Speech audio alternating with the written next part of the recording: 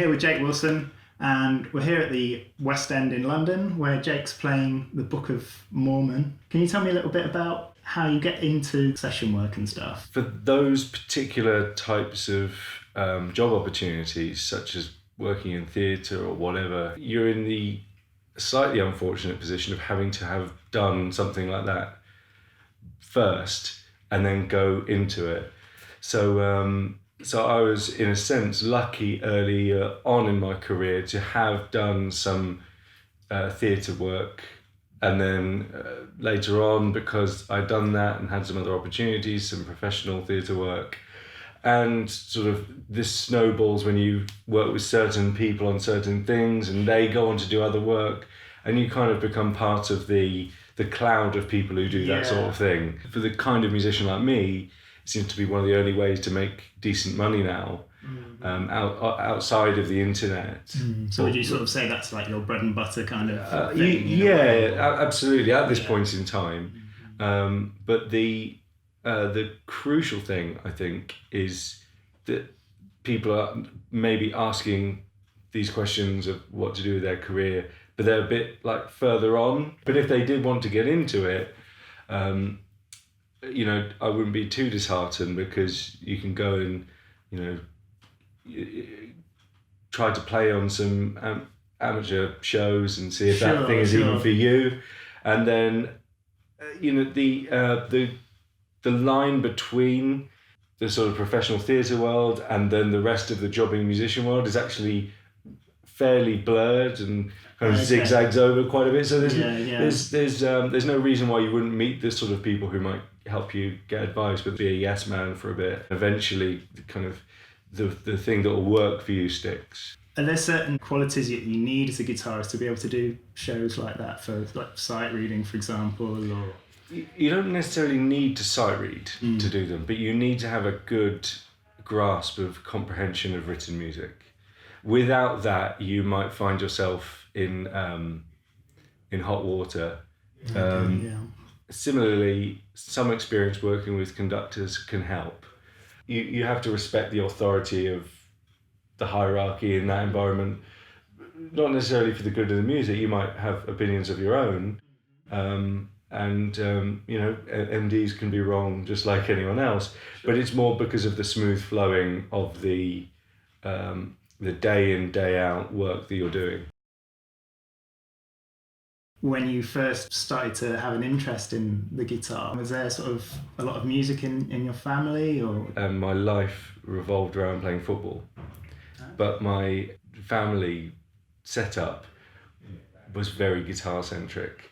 And I think in my sort of early years, my means of rebelling was to sort of be interested in music in my own personal way, but not do what they did. I hit my sort of adolescent age, and punk rock and grunge and the new metal thing was happening at that time, and it just kind of came over me, and I was obsessed. And I kind of remember going to my dad, "Oh, can you teach me some stuff?"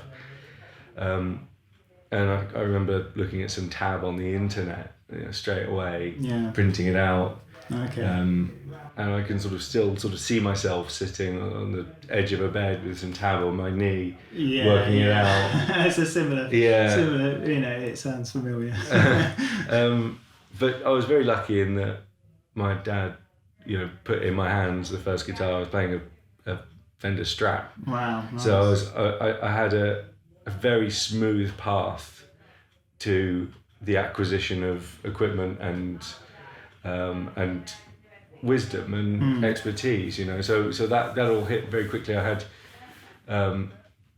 practically every advantage, apart from they were self-taught musicians from who grew up in the 70s primarily, a different era, different sort of the rock and roll thing. It wasn't jazz, it wasn't classical. There was no real sort of, other than gig craft, there was no real discipline to it. My ambitions outstripped that side of things, and so I ended up feeling it necessary to go down the, I would say, more academic route, if that makes sense, which kind of started when I was sort of 16, 17.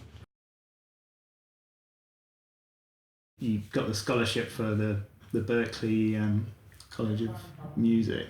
Was that sort of quite early on, after you'd been playing sort of a couple of years, or was that a bit further down the line? No, I think I started playing when I was 12, 13, and by the time I ended up auditioning for Berklee, where I did go after A-level, so after secondary school or high school for the international viewers, I went straight to Berklee in Boston. I went for the audition, but honestly, I don't think I was kind of mentally ready for it. But that was a good thing for me because it kind of showed me where I ought to be and what I ought to be doing. And my prevailing impression afterwards was, oh, okay, I basically know what I need to do now. It's just a case of doing it. Yeah. I had sort of formulated some kind of plan in my head about what I needed to do, and it was a reality check. It was kind of, okay, well, if I'm going to be here, I know how important networking is to this whole thing. Do I want to carry on doing this, and coming home, coming out and spending all this money? Or do I want to sort of build a life in the UK? And I thought, well, actually, I can't see myself living in Boston. It just wasn't. Yeah, okay. It was great. I had a great time. Learned loads. I'm sure. At the time, I just discovered a lot about myself at 18, 19. But I wasn't prepared to go that route fully. So was it around that sort of time that you realised that you could actually sort of push to make a career from playing the guitar then? I knew I wanted to be a guitar player at about 15, 16. There wasn't much question about that, but that doesn't mean that impression stayed with me, because actually I went through a period of thinking, okay, well, I'm not really a guitarist. I'll just leave that to one side for a moment and do other things. Sure. And then gradually, as you get to know yourself better, you go, okay, well, maybe the instrument's a means to an end. You just want to do music, and that's what you want to do, right? So I've always kind of drifted in and out of those attitudes.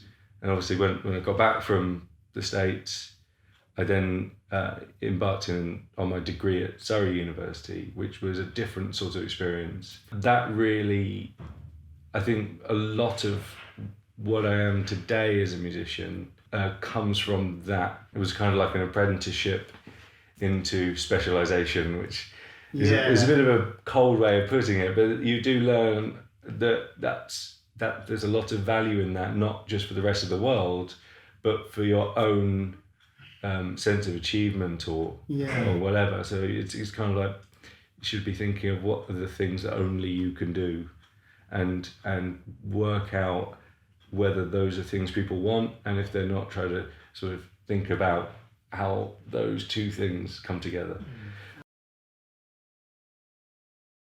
Was classical music always a part of your life as well, growing up? Or? No, I mean, I had the same sort of secondary education that everyone gets if they're my age, which does go through Bach, Beethoven, Mozart.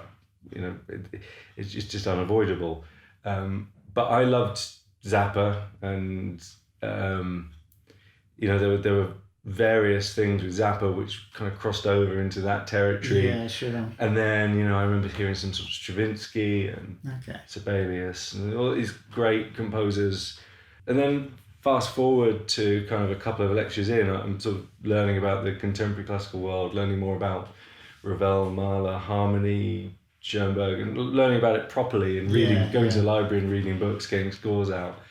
It just fascinated me to the point where the guitar was no longer interesting. So I won't say I gave it up, but I just didn't play very much when I was doing this. I was playing more piano, which was not performing, but just being near an instrument where I could conceptualize things differently. Mm-hmm. And this has an enormous impact on how I conceptualize the experience of music rather than what I play. It's kind of more when I write or when I'm improvising, I'm trying to think of classical music and the story. It might not come across that way all the time because I might fail. Okay. But like if I'm doing something I think is serious, which is very, very rare, right? Then it sort of it really does fall back on those skills, or ideology of what music should do and what it's Yeah, about. there's some kind of structure, I guess, more rules in a way to composing for like orchestra and things like that. Well, the orchestra thing is a slightly separate issue. It's just it's more of a way of concept, because it could be for band or whatever. It's just a way of conceptualizing how to get an idea across and understanding how to model a listener to kind of hold their hand through the story. You can do certain things if you take that approach rather than doing the sort of verse, chorus, verse. Yeah. They're the same thing in a way, but I just wanted to tell slightly different stories, and I feel like a bit of a charlatan saying this with my upcoming album not out yet, but I think when that is out, that answer will be clearer, because you'll go, or people will be able to listen and go, oh, okay. Yeah, that was almost sort of leading on to what I was just about to quiz you with. You know, the orchestral composition and stuff, how does that impact your writing, how you write for guitar, or does it? Or is it a case of it's kind of in a supporting role on your new album, or is there things that you know, sort of techniques that you use when you write for guitar that you've taken from the orchestral side? It's a huge question, but the first thing I'll say is that it has impacted the way in which I think of orchestrating and producing. So I think very much in terms of putting colours together that will hopefully work. But the problem is after my training in classical music, a lot of orchestral playing has this depth to it, this kind of three-dimensional space where you've got things over here, things over here, strings close, and then when you hear it, because it's an acoustic space, there might be things that you can't really pick up on, and really subtle, and but it's coming across as a mass. And when you record stuff that has a loud drum kit and loud bass guitar, and you start approaching the sort of mix side of things, all of that three-dimensional stuff, bar a few bits of reverb, spatial elements, give you a bit of distance, goes out of the window. Yeah, of course. So trying to find a space between those two things has been a constant challenge. But it's something that me and the mix engineer, Simon Grove, have been kind of gradually working on and coming up with some solutions for. If I was writing for anyone else, I wouldn't have done these things, because it's quite difficult. But it's amazing how much of it we ended up getting rid of because of just the realities of how audio works when people are listening on their headphones rather than sitting in an acoustic space. So there's not necessarily a lot of crossover in that thing, those two disciplines, but that's not to say that there aren't harmonic techniques or just ways of using harmony and chords and narrative structure, I should probably say, that are employed in the music, which come from the classical world. There's not that much repetition in it, but there's a lot of recapitulated themes and things develop. So I want it to be kind of a journey that's heard, and you come along for those kinds of rides. So it's definitely like an album that you listen to from start to finish, and it's more of like a conceptual type thing. Yeah, all the pieces are sort of linked in a way. I wouldn't say it's not that. It's not like a concept album, but there are Easter eggs, if you like, for the journey from start to finish.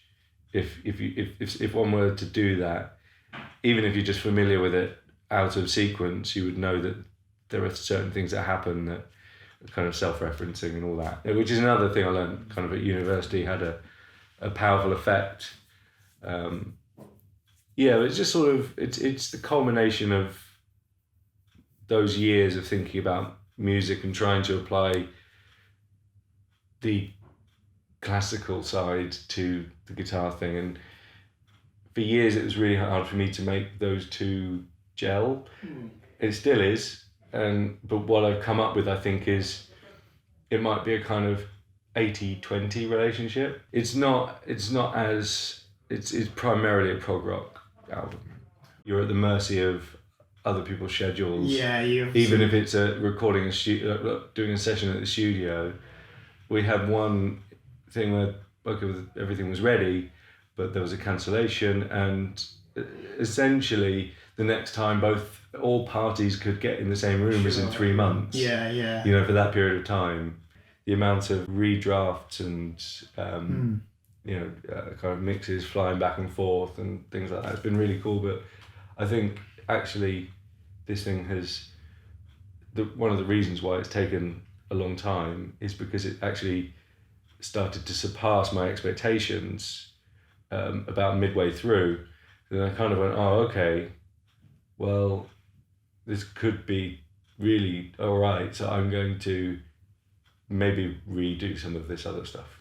I see, yeah. Right, so yeah, it was to match up to absolutely sort of develops, Well, my ambitions for it in the first place were high, but when it started to become real, I was like, okay, well, maybe this is worth stretching for. That was the thing. There was a point sort of mid project where it was a bit like, well, going to have to evaluate wanting to do what I thought was the thing to do, and then doing the thing that it could be, and those are two different things. So there was a point at which things went all out, and so it sort of constantly evolves, and end up with something that you probably didn't think of when you initially sort of had the concept for it. And stuff. And I had no I had none of the I need to get it finished and out feelings until because I basically just,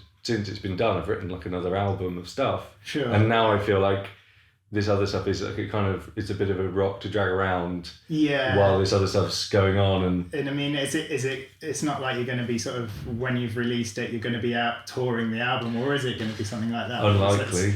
It's more of a milestone where you've got to and you're playing, and you want to just sort of, put that down in stone and say, look, this is where I'm at the moment. When I was writing, I didn't have in mind the idea that it would be performed live, but when the music is heard, I think there'll be an understanding that if you were to perform that live, you'd have to do it really, really properly. Mm-hmm.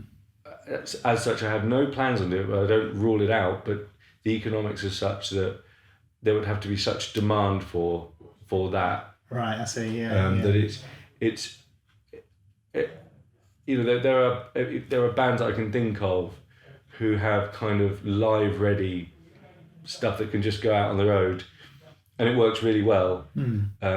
But they're writing a different kind of music, so not that different, but just they also maybe have a set group that they play with. Whereas for me, it was I wanted this drummer for this track and all this. Right, so it would be a logistical nightmare to get it together. It would be a compromise in personnel for sure. Of course, yeah. But again, there's no reason why there can't be a few tracks off the album played, among other things. Sort of legacy tracks. 'Cause I've toured my own stuff before. Okay. I use the word tour loosely. None of that stuff ended up on the album because it was kind of juvenilia is the word. But it's I won't rule it out, but it's a slim possibility, at least for the time being. Is there one thing in particular that you feel that you have a greater sort of affinity with? Would it be the session playing, or the teaching, or the composing stuff? Or? Each aspect of my professional life informs other parts of my professional life, which for me has led to a kind of and at times very rich musical experience, which is good. I'm happy with that. Ultimately, I think that if my USP were of two things, I think one of those things is creating educational products that I have seen kind of market niches for, because they are hard to teach. that's something I've really enjoyed taking on the challenge for, like sort of teaching how to practice, for example, or sort of melodic construction. These were big projects for JTC, and they took a lot out of me, and there was a lot of writing involved. But I felt that was something that I was not uniquely positioned for, but that I had the prerequisite experience from all over the place that would make me a good candidate to write that. Seeing as other people weren't doing it, I thought I'd do it. So when those things occur, they occur kind of organically because that's where your life has taken you. And then the other thing as well is just I would say I have a relatively uncommon interest in classical music in terms of where the guitar world is at right now. So again, those in combination give me a somewhat fresh compositional language, which I'm looking forward to kind of doing more with. It just is so expensive to put these things out, but I am working on it. So your new Jam Track Central masterclass, the 201 exercises, the practice toolkit, that must have been a huge amount of work. I mean, it's something that I think is a really important thing, that there is something like that online that can actually put the record straight with things, because it's not all about practicing scales, and it's about sort of why are you actually practicing, why do you feel like you need to get better, and all these different things that are never really discussed, I think, online, sort of on YouTube and things. When I was studying previously, I was really just interested in not just performance psychology, but the psychology of why do we do this in the first place? Like I said, I'm really into sport, so I kind of I listen to the way people talk about being in the zone or whatever, and I wanted to use that as the kind of the sort of center point of what this was all about. What are we practicing for? We're presumably practicing so that we are, or practicing or preparing, if you like, so that when we engage musically in the real world, really exceptional things happen, and special things happen. And so I kind of used that as the starting point, and went from there. I've gotten used to the feeling of, okay, well, had I been more sort of aware of how long these things stick around for, I might have given it an extra week or something. You know what I mean? It's not like just made sure give it that extra 10% or whatever. Exactly. You need to do to it. It's not like I felt at the time that I hadn't done enough, but with more familiarity with the experience of releasing stuff, it's kind of like, well, you kind of get a bit blasé about it at the same time as getting a bit more precious, because you know that you can do it, but at the same time you also you don't want to be looking back in 20 years time and going, I could have done it better. Yeah. On the JTC website and stuff, quite a lot of it seems to be sort of intermediate to advanced stuff. Is there anything for sort of beginners that point us towards? Yes, some of the JTC own brand masterclasses which are involved with have specific beginner courses, and many of the concepts in sort of the kind of major scale or pentatonic do start with the basics. However, you have to kind of remember that JTC started as blues jam tracks, where the unique selling point of the platform, if you like, was to take ridiculous Guthrie Govan solos and transcribe them, and make them available, so you can play over the same track as him, maybe play the same stuff as you. Sure. So it started with a niche that was very much aimed towards advanced players, and there are so many resources out there for people who are beginners. That said, the beginners market is so huge that JTC maybe 2-3 years ago started going that route. But the problem with making beginner stuff is that the reason why it's difficult is there are some fundamental things that they might not know, that you might not have told them in that bit of bump, if you like. Yeah. So it might be that they actually need to go see a teacher if you're that much of a beginner.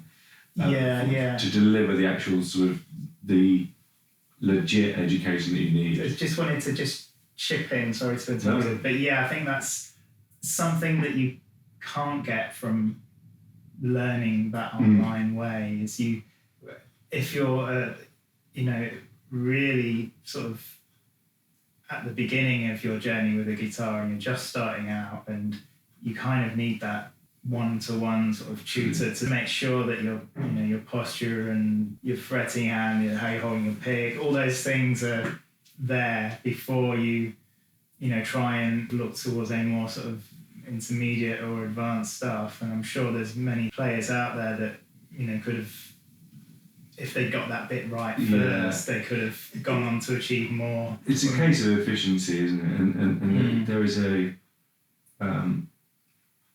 good teaching can really provide a barrier for people becoming overly frustrated as to why they can't do something. And I guess that's where all that stuff comes in. That said, people still need material to work on, and what things like JTC or YouTube really excel at is providing more material than any teacher could give you over the course of a year's worth of lessons. So when we make this stuff, that's kind of what we're thinking is it's the kind of here's all the stuff you need, you go and do it. And that model works really well for people who are able to do that, and people who aren't able to do that are sort of the very early beginners. So everything sort of intermediate and above is more self-supporting. If you could go back and say to your younger version of yourself, work on this, don't worry about that as much, do this, what would that be? I would have given myself maybe a couple of years in my current sort of record collection, if you like. And just going, okay, these are the sounds, this is going to be what you need to work on to get that, because you like this, don't you? This is good, it's exciting. And I can't call that a regret or whatever, because it's just a natural thing. It's part of your progression and learning, And it might have overwhelmed me, So maybe all the gateway drugs, to use that kind of analogy, were appropriate for where I was at each given time. Certainly for a lot of my peers, it was. And I'm not saying this is like a kind of blow my own trumpet, but I was listening to really quite difficult jazz or fusion-y type things when I didn't know anyone in my age group who was into that stuff as well. It was quite alienating. So that's where things like the internet just started, like with MySpace, where you go, oh man, so maybe I'm not crazy for liking the amount of visual. You realise that there's a whole niche for that. So it's really hard to know, because to say that there's not a reason for everything, but there's a way through that journey that is unique and provides you with the kind of the hairy edges that make you who you are. But I would have probably said maybe a couple of maybe a bit more recently, like just keep practicing, don't let it slide. Just keep chipping away each day, And the other thing is I really enjoy practicing, so I don't know why sometimes it's so difficult to pick up the guitar, but then again that's why I was writing about it. Hitting that brick wall with things like practice, or not knowing what to practice, what would you sort of recommend them do? Just maybe listen to more music, or just be inspired in different ways, or? The guitar community online is such a healthy place for helping people out. So don't be afraid to contact people and just talk to them. Also, don't be afraid to hear what they have to say about your playing or what you need to be working on. Try to operate with as little ego as possible and be excited about the things you can't do as much as the things you can. What's the plan for you next? Obviously you've got your album coming out. Is there anything you want to do in the future, or any people you want to work with in the future? I want to make more daft YouTube videos, which I enjoy doing. Okay. Cool. Which I like. I also just want to practice more. I really feel like I've plateaued at the moment, and life is long, if you're lucky. But life is long, and I think I don't want to be playing what I'm playing right now in 5 years' time. There's nothing. I just want to sort of grow as a player. Sure. And yeah, just kind of keep writing. And I think there's value in being driven, but also in being flexible. And one of the things you learn being a professional musician is that you kind of have to go with the opportunities that you're given. Yeah, sure. I'm not saying that things just land on your lap, but the more you do, the more opportunities you get. And I feel like I'm reaching a point at which I've done maybe close to the prerequisite work to start moving on to opportunities, maybe at the next level up. You know, I don't believe in such things, but I think I think that's all contingent on me being able to sort of pick up the guitar and play really well. I really like the YouTube videos, the reviews that you're doing with, is it Dan? Yeah. Very fun. Yeah, I thought they're pretty cool so far, and it's good to see. There's a love for gear at the sort of sharp end of the professional world, but there's also a little bit of, cut the nonsense, and a little bit of cynicism that comes in to this, right? So it's kind of a way for me to express both my love of things, but also this is not that serious or important side of things.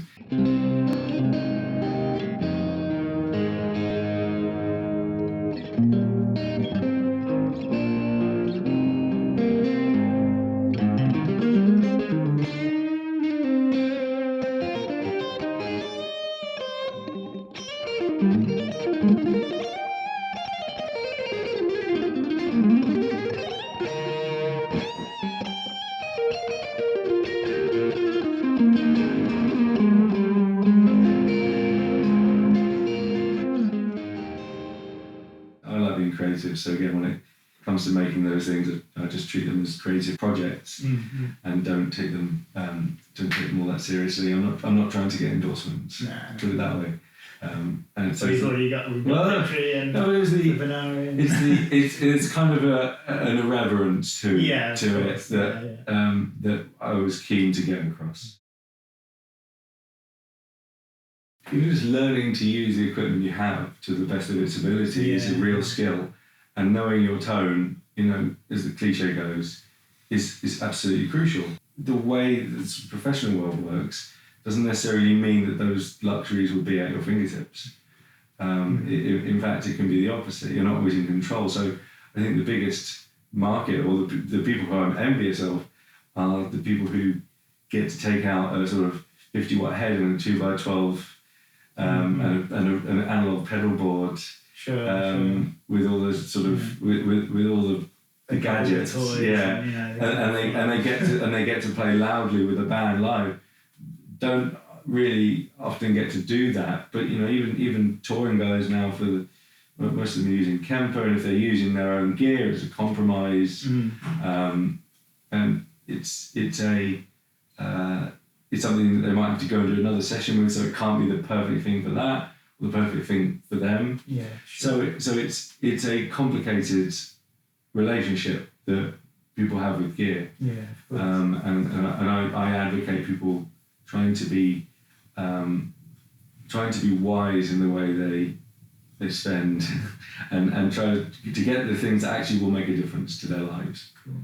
So for me, you know, things like the Kemper, okay, will it ever sound as good as, you know, a valve amp flapping your trousers in that room? Maybe not, but maybe live and maybe in the studio, maybe you can do all this other stuff with it. So, you know, it's kind of, it's those kind of things. And to the audience of Book of Mormon, for example, will they realise? Of course not. Well, there's maybe no other way to do it with those things. Yeah, of course. And so what I'm saying is that, you know, that wasn't a purchase like that, or even just getting into modelling in the first place, you know, modelling equipment, not a camel. Getting into that whole thing was just like a life upgrade. It wasn't. It wasn't a. You know, it wasn't a thing where I went, oh well, I really like that amp, and then it's just sat there. You know, like my amps kind of sit around. The things like guitars, you know, I just think, well, one's really good at this thing. Yeah, exactly. Everything. Thing, you know, it's kind of like, you know. And you can't replace that feeling of hands-on wood, even if you can get there's technology to make guitars sound like other guitars now. Sure. But there's still the thing about that actual ringing organic instrument, which might make the difference, make that 5% at the end of the project, just make it that much more interesting, more musical. So I'm kind of one of those people who say, well, you're really interested in this at the moment. Is that actually going to make a difference, or could you get some lessons? Remind yourself why you're buying that thing, and then aim at it from that angle. So I'm buying it because I want to sound good. Okay, you want to sound good, right? Well, just make sure you haven't got any terrible cables first, and then you know, there's go practice. Lots of things you can do before you get to that. Exactly. Purchase, it's like, you know? you could have the best setup, but you just chuck garbage through it. You know, that's a story for another day. Yeah, cool. Well, just want to say again, thanks so much, Jake, for pleasure. chatting to me today. It's been really insightful. Everything's good tonight. Yeah, I'm sure it will be. See you again soon, I'm sure. Yeah, look forward Thanks to very much. catching up.